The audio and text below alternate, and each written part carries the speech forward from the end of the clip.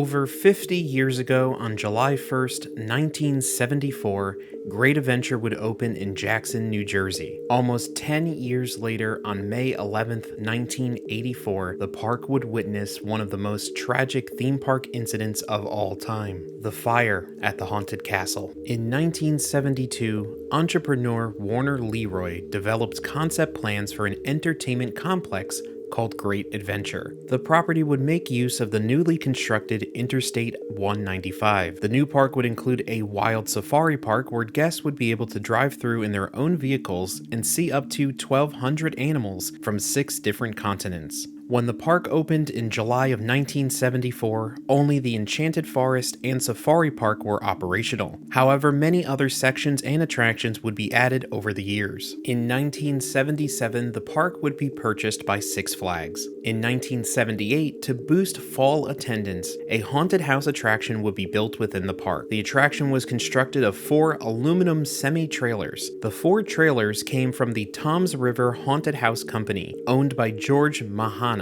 with scenes pre-installed. Great Adventure would be responsible for creating the facade for the trailers. In its first year, they created a wooden front that resembled a white 2-story house with forest green shingles and shutters, contained behind a wrought iron fence and gates, and accentuated with stucco planters. To help create the mood, creepy music was played over exterior speakers. While it was intended to only be open at night, the popularity of the attraction caused management to open it at the beginning of the day and keep it open until park closing. At the end of the 1978 season, the attraction was disassembled and sent over to Six Flags Over Mid-America in Missouri, where it would run from 1979 through 1982. The haunted house, now known as the Haunted Castle, would be reassembled in 1979, now consisting of 17 interconnected aluminum trailers leased from the same manufacturer, those trailers being 8 to a side mirroring each other, with separate corridors and a common control room in the center. The castle's trailers were linked by plywood partitions to create a complex maze. The interiors were built of plywood walls and ceilings with wooden studs for support. The materials used on the walls included foam rubber, various fabrics and plastics, plywood, and tar paper. Attached to the exterior were painted turrets and towers of plywood on wooden frames intended to emulate a medieval facade. Guests would travel through the constructed maze, coming across different scary scenes and creatures such as Frankenstein's monster, spiders, Phantom of the Opera, a hunchback, and much more. In one hallway, a strobe light was designed to frighten people as they walked through the attraction, but the light was so disorienting that many walked headfirst into a wall at the end of the hallway. In order to prevent injury, the park lined the wall with polyurethane foam as a makeshift crash pad. Great Adventure management did not expect the success of the attraction, even though it would become the park's largest single show attraction. During peak attendance time, both sides of the attraction would be in use, and thousands of visitors would come through the haunted castle throughout the normal hours of operation. Due to this success, it was decided to extend the lease of the attraction and add it as a permanent attraction to the park. The attraction would continue to excite guests until that fateful day in 1984. Friday, May 11th, 1984. Was a regular day at Great Adventure, with guests coming and going through the haunted castle as normal. Only one side of the attraction was open on this day. At 6:35 p.m., a fire would start within the attraction's trailers. Around 29 guests were in the attraction at the time. One witness later testified that she saw flames coming from around the bend of the attraction's hunchback display. She originally thought it was part of the show, but then realized the flames were real after smelling smoke. Her group yelled "Fire!" and ran back to the entrance, bumping into the walls. A crowd of guests started to surround the haunted castle, witnessing the flames starting to rise above. Firefighters from 11 surrounding counties would respond to the fire, and by 7:45 p.m. it would be declared that the fire was under control. 14 people, including 4 park employees, managed to escape. 7 were treated for smoke inhalation. No one realized that lives were lost until later that evening, when bodies of the 8 teenagers were discovered in one of the attraction's trailers. The bodies were burnt beyond recognition and were originally thought to be mannequins. The victims' ages ranged from 15 to 18. 8 days after the fire, A 13-year-old boy called the police after hearing radio reports that investigators were looking for witnesses. He said that an older child guided him through the haunted castle with a cigarette lighter to find his way down a long corridor that was dark because of a malfunctioning strobe light, and he eventually bumped into and ignited a foam rubber wall pad. The prosecutor would eventually exonerate the older child, who to this day has never been identified, of any criminal wrongdoing.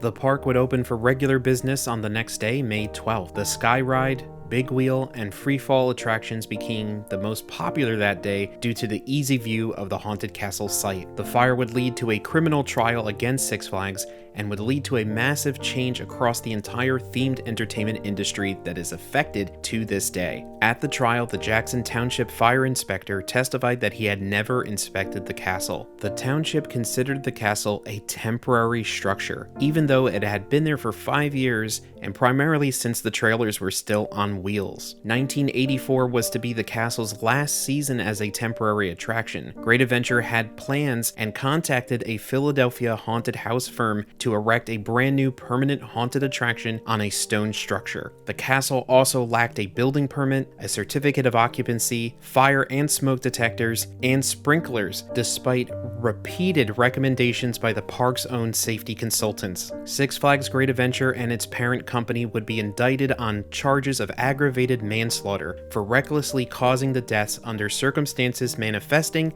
extreme indifference to human life. Park officials testified that smoke alarms had been installed, but the park was unable to control vandalism to them and decided not to reinstall them in 1979. A park official testified that having an employee assigned to walk continually through the attraction was a good alternative to the smoke alarms. Shift managers called to testify stated that none of the exit lights were working, bulbs were missing from other lights, and there were no fire alarms despite a history of patrons using matches and lighters in the dark corridors. They further testified that their pleas for safety precautions had been rejected as too expensive. The jury, after an 8-week trial and 13 hours of deliberation, found the two companies not guilty of the charges. The jurors held the two companies blameless because they had been told by township officials that they needed no permit or sprinklers. 7 of the 8 families later settled out of court for $2.5 million each. The 8th family chose to go to trial and was awarded only $750,000. Park attendance at Six Flags Great Adventure fell sharply for the rest of the year, finishing at 15% below the $3.3 million of the year preceding. Industry sources reported that the ensuing poor attendance almost caused the park to close permanently in 1987. Immediately after the fire, many other haunted house attractions, including the multi-trailer Doorway to Hell on Casino Pier in Seaside Heights, New Jersey, would close pending fire inspections. New Jersey and many other states would eventually pass new fire safety laws for dark rides and any structure that intentionally